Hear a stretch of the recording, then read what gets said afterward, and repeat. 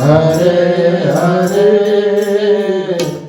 હરે રામ હરે રામ રામ રામ હરે હરે કૃષ્ણ કૃષ્ણ કૃષ્ણ હરે હરે હરે રામ રામ રામ હરે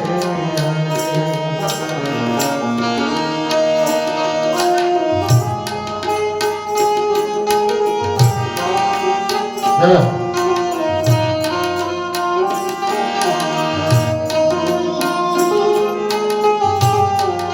Hariom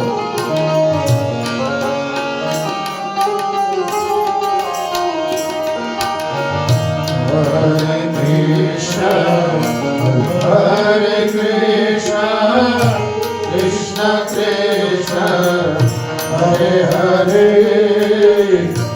Hare Ram, Hare Ram, Ram Ram, Hare Hare,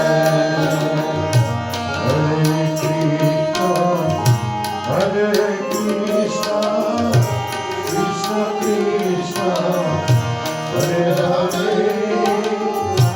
Hare Ram, Hare Ram, Ram Ram,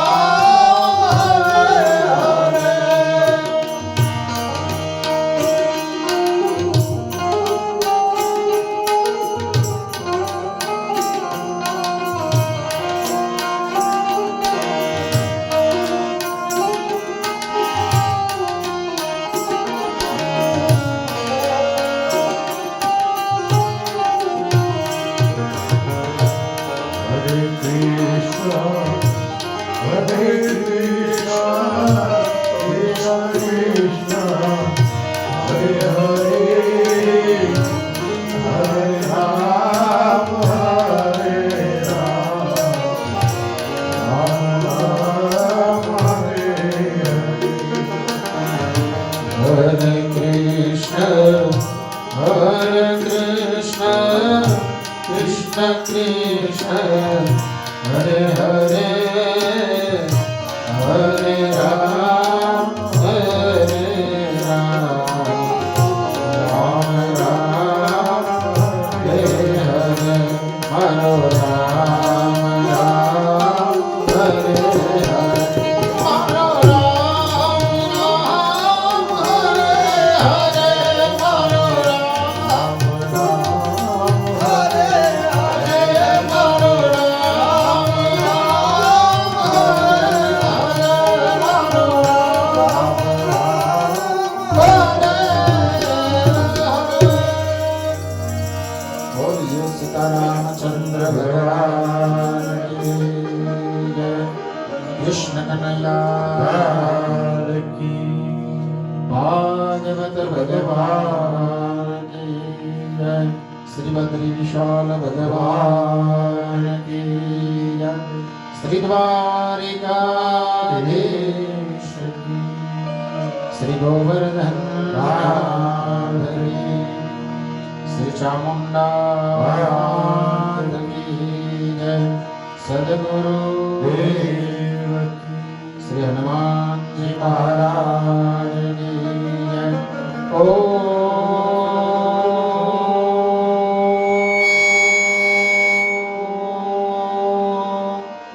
नमः पार्वती पतये हर हर महादेव।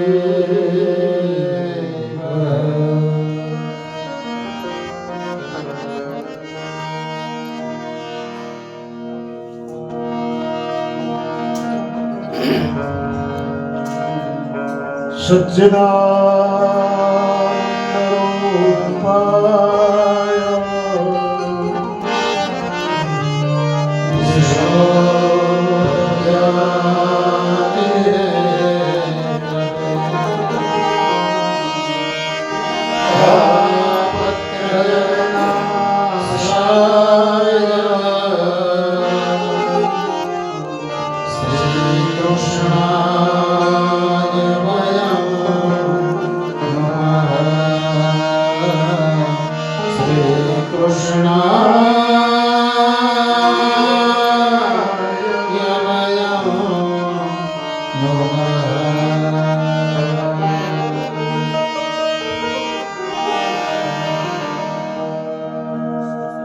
કૃષ્ણ કનૈયા લાલ કી જય.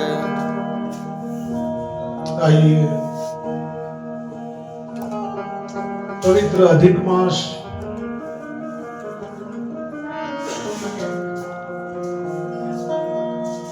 પુરુષોત્તમ માસની અંદર ભગવાનના સાનિધ્યમાં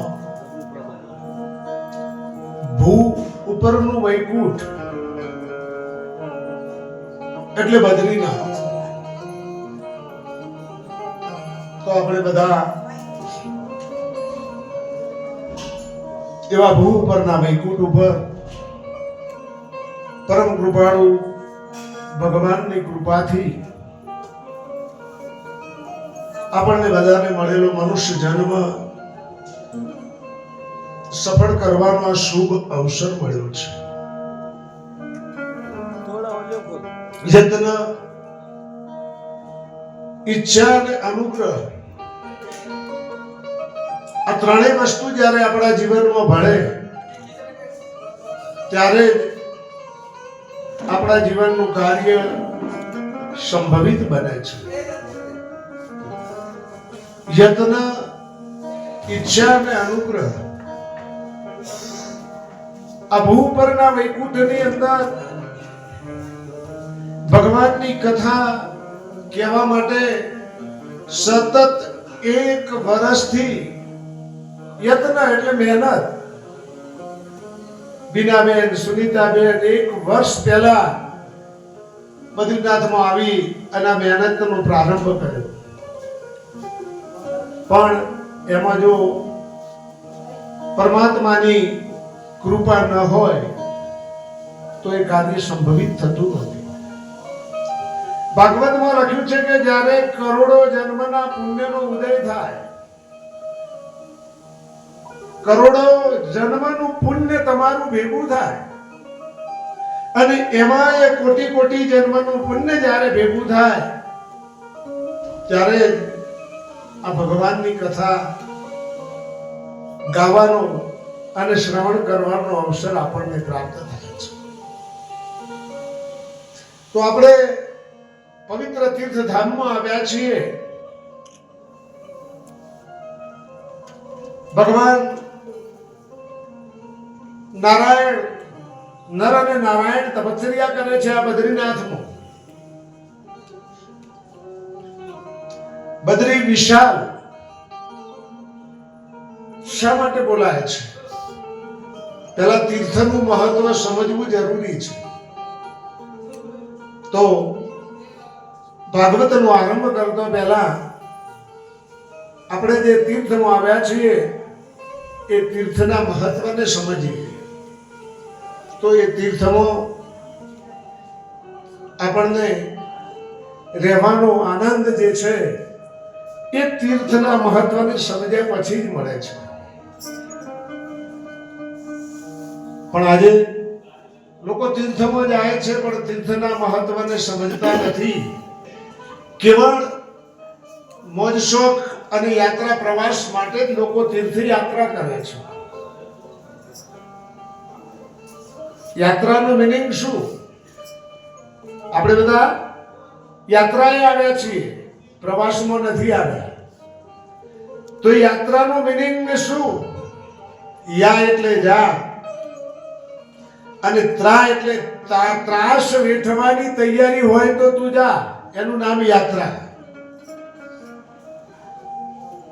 યાત્રાનો મિનિંગ જ એ છે કે તું જા, પણ ત્રાસ વેઠવાની તૈયારી હોય તો તું જા, એનું નામ યાત્રા. એટલે આપણે બધા પ્રવાસમાં નથી આવ્યા, યાત્રા કરવા આવ્યા છે. તો પવિત્ર અલકનંદાના કિનારે ભગવાનના ચરણનો સ્પર્શ કરી અને નીકળતી અલકનંદા ભગવાન સ્વયં નારાયણ બિરાજે છે. એના સાનિધ્યમાં આ ભગવદ કથા શ્રવણ કરવાનો આપણને બધાને શુભ અવસર થયો છે. આ તીર્થમાં આવી અને તમે ઓમ નમો ભગવતે વાસુદેવાય નો જપ સતત કરો. વાતો ન કરો, નિંદ્યા ન કરો,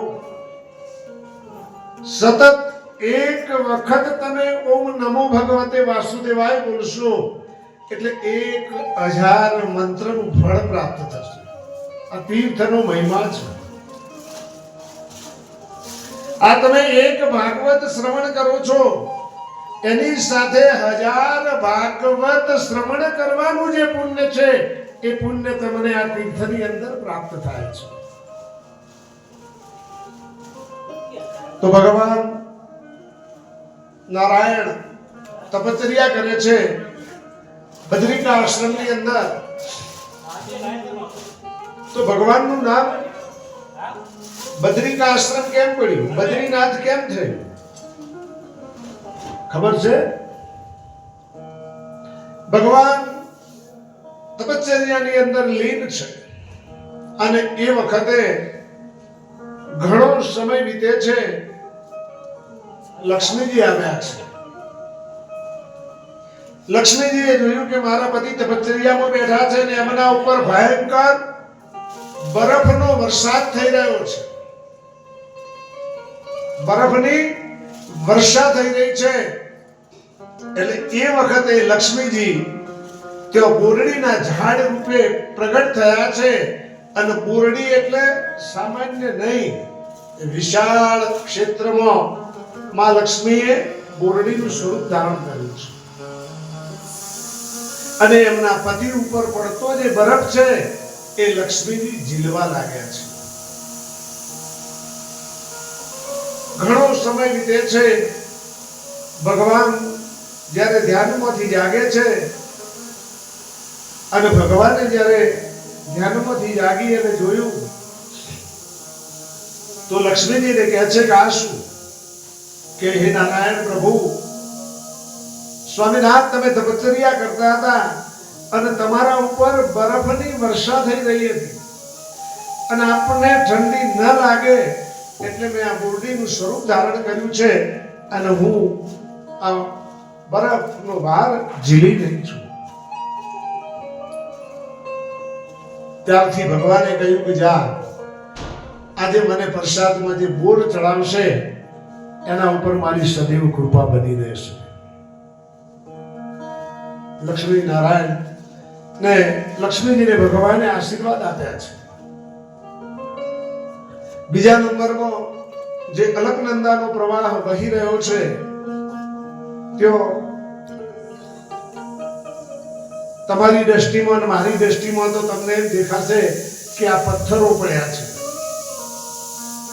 પણ એ પથ્થર નથી, એ ગરુડ છે અને નારદની શિલા છે. આ બાજુની જે શિલા છે ત્યાં એ શિલા ઉપર બેસી નારદજીએ તપ કર્યું છે. આ બાજુની શિલા ઉપર ગરુડજીએ તપ કર્યું છે. ભગવાન જ્યારે ધ્યાનમાં બેઠા એ વખતે નારદ અને ગરુડ બંને ભગવાનનું તપ કરે છે. એટલે ભગવાન ધ્યાનમાંથી જાગ્યા પછી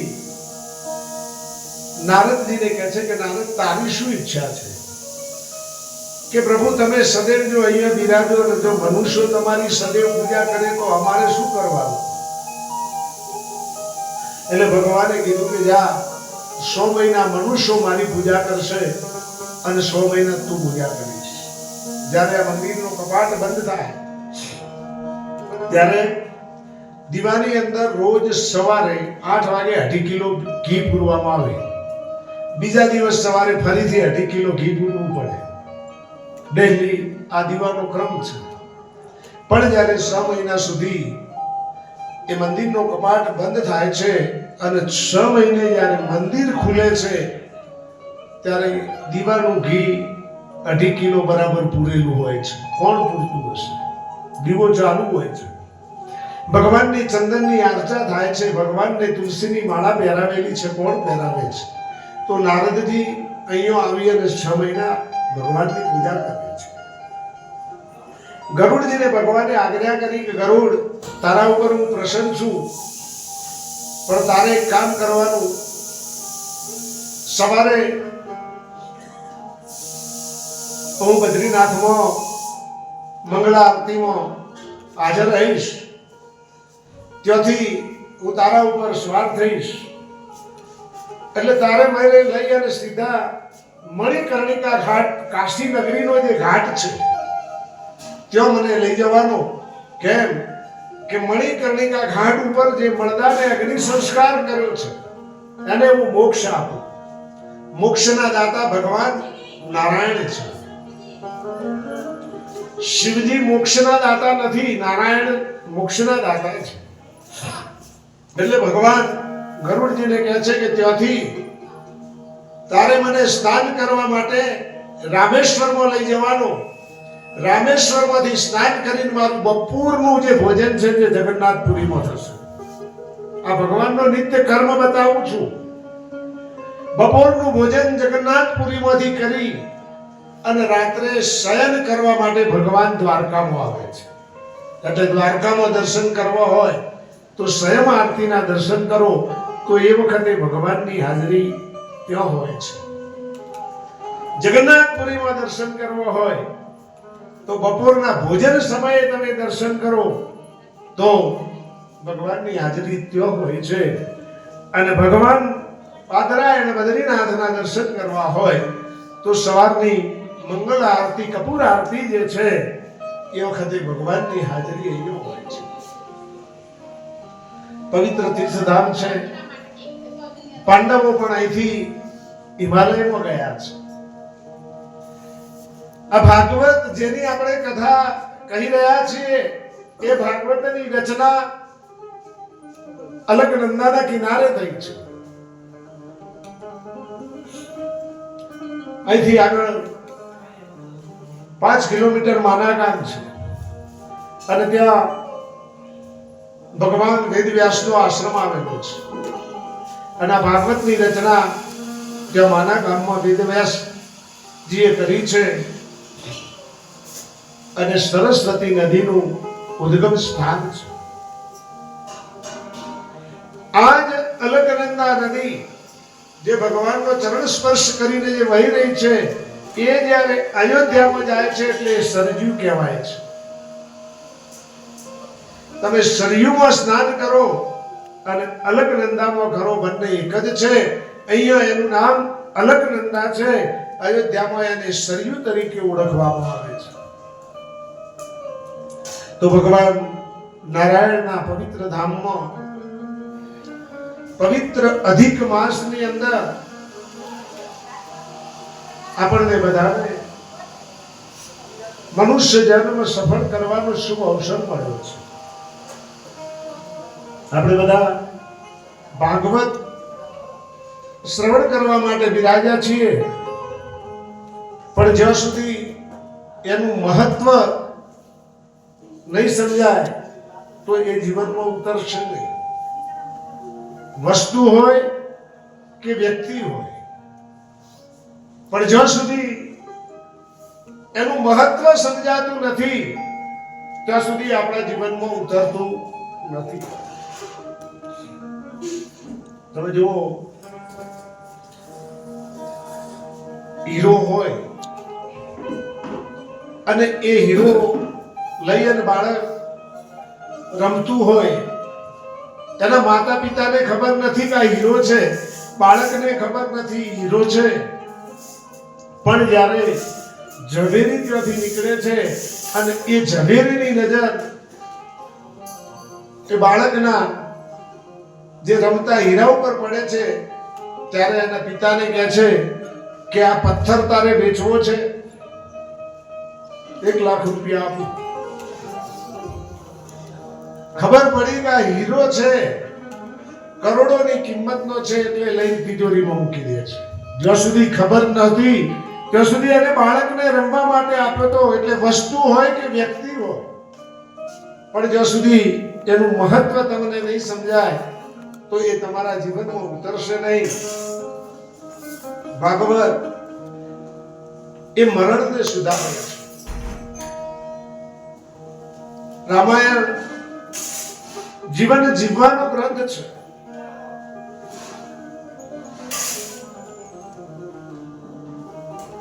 મૃત્યુ કેવું હોવું જોઈએ એના વિશે ભાગવત આપણને મૃત્યુનો જે ભય છે, આપણને બધાને ભય મૃત્યુનો છે.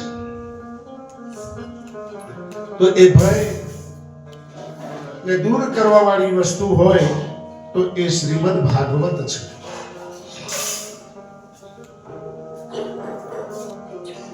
ત્રણ વસ્તુ ભગવાનની કૃપાથી પ્રાપ્ત થાય છે. એમાં કોઈની પણ દલીલ ચાલતી નથી. મનુષ્ય શરીર એ ભગવાનની કૃપા હોય તો જ મળે છે, બાકી પ્રાપ્ત થતું નથી.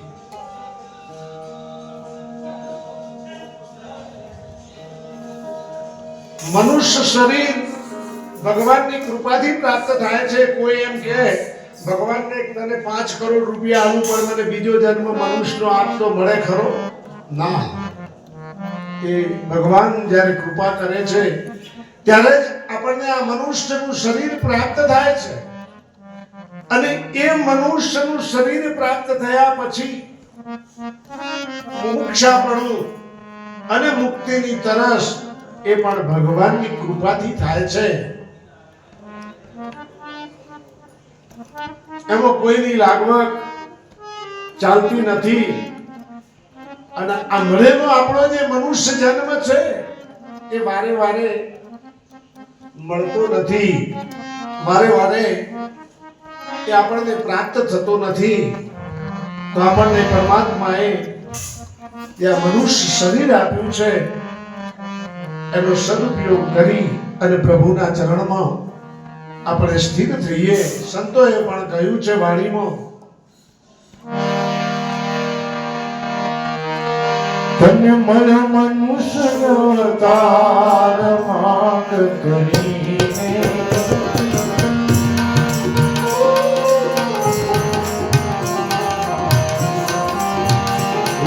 તો ભજા નહીં ભગવાન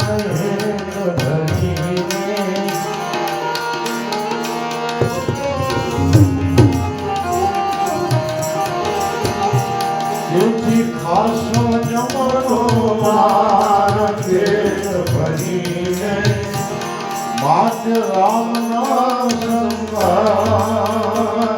સંભાળી લે.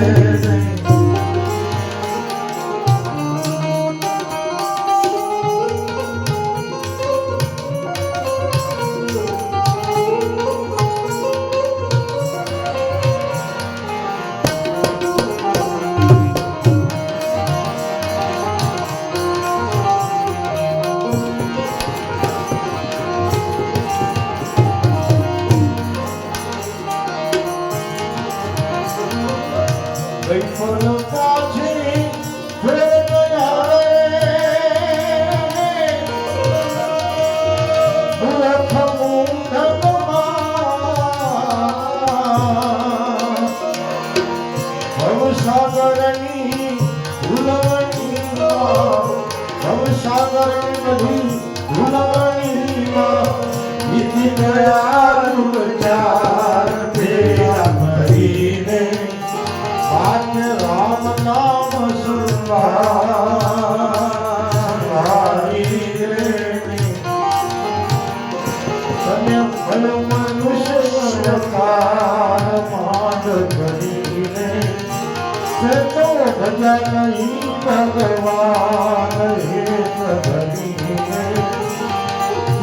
ખાસ જમવા પેટ ભરીને માત રામ નામ સંભાળીને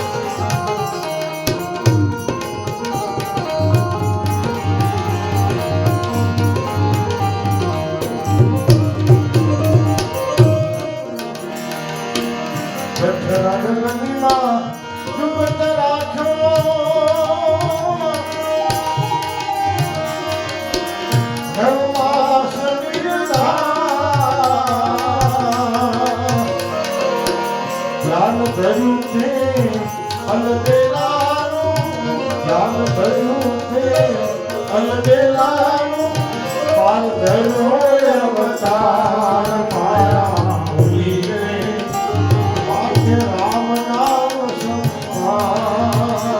સંભાળીને,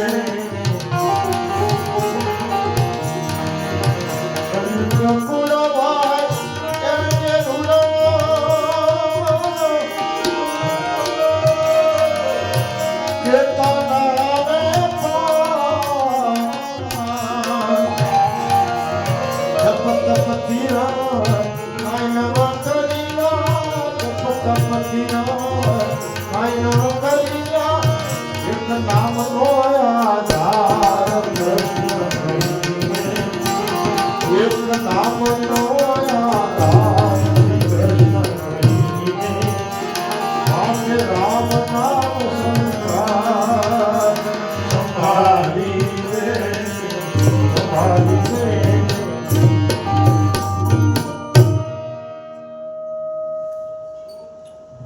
મનુષ્યને મોટામાં મોટા બે દુઃખ છે. કયા કયા? તો એક જન્મનું અને બીજું મરણનું. મનુષ્યને મોટામાં મોટા દુઃખ બે છે. એક જન્મનું અને બીજું મૃત્યુનું છે. જ્યારે આ જીવ ભગવાનને સ્તુતિ કરે છે કે હે પ્રભુ, તું મને આમાંથી મુક્ત કર. ગર્ભાવસ્થાની અંદર આ જીવ જ્યારે અમુ જાય છે ત્યારે એ ભગવાનને સ્તુતિ કરે છે કે હે પ્રભુ, તું મને આમાંથી મુક્ત કર, બહાર જઈ અને હું તારું 24 કલાક ભજન કરીશ. 24 કલાકનું વચન આપી અને આ જીવ જન્મ ધારણ કરે છે. જન્મનું દુઃખ ભૂલી ગયા છે. 4 મિનિટે આપણે ભગવાનનું નામ એકાગ્ર ચિત્તે લેતા નથી.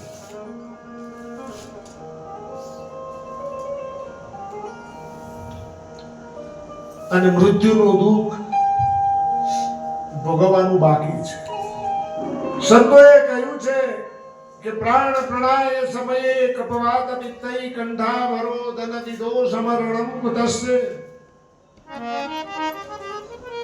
જ્યારે યમના દૂતો આવે છે, યમપાસ મારી આ શરીરમાંથી જ્યારે પ્રાણને ખેંચે છે ત્યારે કરોડો વિંસી કરડ્યા હોય એટલી વેદના શરીરને થાય છે. જેને એક વિંસી કરડ્યો હોય તો પણ એની વેદના સહન થતી નથી, પણ કરોડો વિંસી જો ડંખ મારે અને જે વેદના આ દેહને થાય છે એ કરોડો વિંસીની વેદના. અને એ વખતે પોતાનો પુત્ર, પરિવાર, પત્ની, ધન આ બધું નજર આગળ ફરે છે.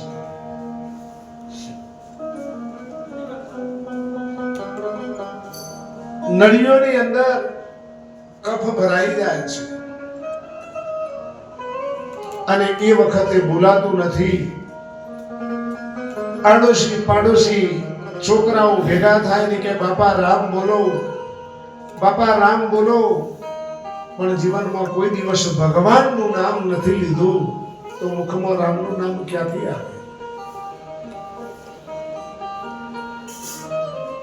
જન્મથી ધીરે ધીરે ધીરે ધીરે નિત્ય તમે જો ભગવાનના નામનું સ્મરણ કરશો તો અંત સમયે તમને ભગવાનનું નામ યાદ આવશે. અંતે યામતી શાંતિ. અંત સમયે જો તમે ભગવાનનું સ્મરણ કરી લેશો તો તમારો આ મનુષ્ય જન્મ સફળ થશે. પણ બાપાએ કોઈ દિવસ લીધું જ નથી એટલે ભગવાનનું નામ આવે નહીં. ડોસો મરવા પડ્યો, આજુબાજુ છોકરા પાડોશી ભેગા થયા કે બાપા રામ બોલો, બાપા રામ બોલો, બોલાતું નથી. છોકરાએ નક્કી કર્યું બોલાવવું છે બાપાને, એટલે આખો ખાટલો ઉપાડીને ગામમાં રામજી મંદિર હતું ને ત્યાં લઈ જઈને મૂક્યો કે બાપા સામે છે કોણ છે? એ તો કે ગામ હોય તો આવા બે ત્રણ ઊભા જ હોય. ઘેર લાયા, પ્રજાપતિના ઘેરથી રામપાતર લાઈન બતાવ્યું. કાંઈ કરતા જો રામપાતર બોલે તો રામનું નામ આવે. કે બાપા શું છે? કે સાખ્યું અચ્યુતમ કેશવમ, શરીરમાંથી પ્રાણ નીકળી ગયા. એટલે ભાગવત કાર્ય શું કરે છે? આ ભાગવત આપણને ભગવાનનો પરિચય કરાવે છે કે ભગવાન કેવા છે.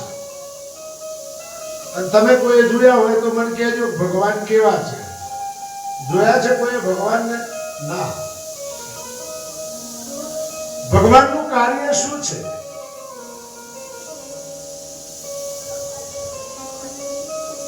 ભગવાન કેવા છે? ભગવાનનું કાર્ય શું છે? એ ભગવાનનો પરિચય આપણને ભાગવત કરાવે છે. અને ભગવાનનો સ્વભાવ કેવો છે? સચ્ચિદાનંદ રૂપાય વિશ્વોત્પત્યાદિ હેતવે પાપત્રય વિનાશાય શ્રી કૃષ્ણાય વયમ સતચિત ને સદૈવ આનંદ આપનારું ભગવાનનું સ્વરૂપ છે.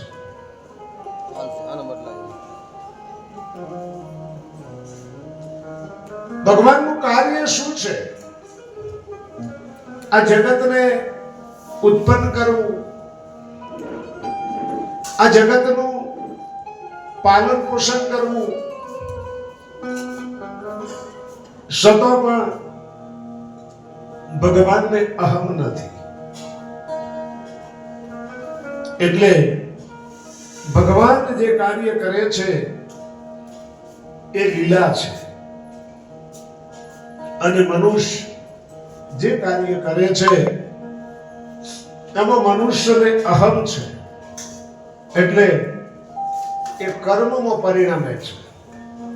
આ જીવ જે કરે છે એ કર્મમાં પરિણમે છે, અને ભગવાન જે કરે છે એ લીલા છે. કેમ? તો આ જગતને ઉત્પન્ન કોને કર્યું? ભગવાને કર્યું. આપણને બધાને મનુષ્ય કોને બનાયા? ભગવાને બનાયા. સતો ભગવાનને અહમ નથી. આપણું બધાનું પાલન પોષણ કોણ કરે છે? ભગવાન કરે છે. ભાગવત વ્યાસજીએ સમાધિ ભાષામાં લખ્યું છે. એટલે ભાગવતને સમજવા માટે વારે વારે દ્રષ્ટાંતની જરૂર પડે છે. આ વિશ્વનું પાલન પોષણ કોણ કરે છે? તો ભગવાન કરે છે.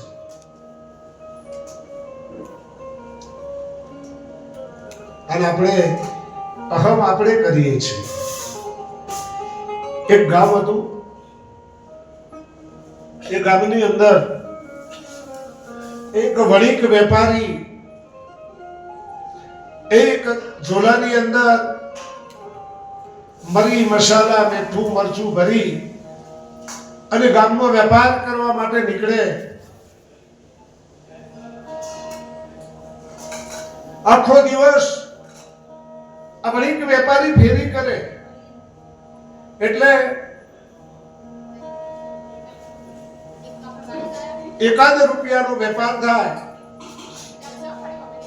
અને એકાદ રૂપિયાના વેપારમાંથી 30 પૈસા જે નફો વધે એમાંથી 15 પૈસાના ચણ્યા અને 15 પૈસાનો ગોળ લઈ અને વણિક એના ઘેર જાય છે. એટલે એની પત્ની અને બાળકો ભૂખ્યા ને તરસા બેઠા હતા, રાહ જોઈ રહ્યા હતા. જેવો વણિક આવે છે, ગોળ અને ચણ્યા ખાઈ પાણી પી અને એ રાત્રિ વિતાવે છે. ખૂબ પરિસ્થિતિ ખરાબ છે. એક દિવસ આ જીવ ચિંતામગ્ન બનેલો એક આશ્રમમાં આવ્યો છે. અને એ આશ્રમમાં સંતના ચરણે જઈ અને એને નમસ્કાર કર્યા છે. તો સંતે કહ્યું કે ભાઈ તું ચિંતા શેની કરે છે? કે મને એક જ ચિંતા છે કે હું જીવું છું ત્યાં સુધી આ મારા છોકરા ગોળ અને ચણા ખાય છે, પણ હું મરી જઈશ તો મારા છોકરાનું શું થશે? આવી ચિંતા મને થાય છે. ત્યારે સંત કહે છે કે એક કામ કર, 1 મહિનો તું બહાર વેપાર કરવા માટે જા અને મહિના પછી આવીને જોજે તારા છોકરા શું કરે છે. મણિક ઘેર આવ્યો છે. બીજા દિવસે કોથળામાં મરી મસાલા ભરી અને પત્નીને કહ્યું કે હું આ ગામમાં ધંધો બરાબર ચાલતો નથી એટલે પરદેશ કમાવા જાઉં છું.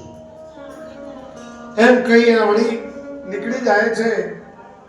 1-2 દિવસ વીત્યા છે. પેલા મહારાજે મણિકના ઘેર સમાચાર મોકલાવ્યા કે તમારા શેઠ કમાવા માટે પરદેશ જતા હતા અને રસ્તામાં વાઘ મળ્યો અને એમને ફાડીને ખાઈ ગયો. એટલે વણિકના ઘેર ભયંકર રુદન ચાલુ થયું છે. બધા રડવા લાગ્યા છે.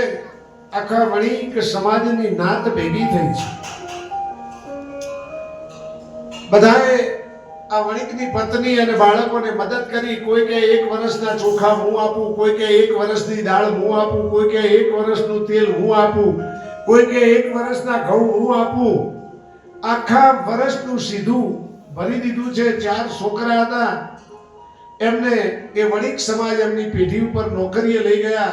કોઈનો 200 પગાર, કોઈનો 500, એ રીતે અલગ અલગ પગાર કરી અને એ છોકરાઓને નોકરી રાખ્યા છે. ધીરે ધીરે સમય વીત્યો છે ને 1 મહિનો થયો છે ને પેલો વણિક પાછો આવ્યો છે.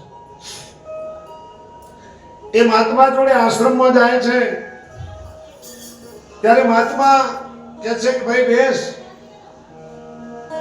સાંજનું ભોજન કરી અને તું તારે ઘેર જજે. એટલે મહારાજે એની પત્નીને સમાચાર મોકલાવ્યા કે તારા પતિને વાઘ ફાડીને ખાઈ ગયો તો એ ભૂત બન્યો છે અને હવે તો ઘરમાં ઘૂસવા દેતી નહીં.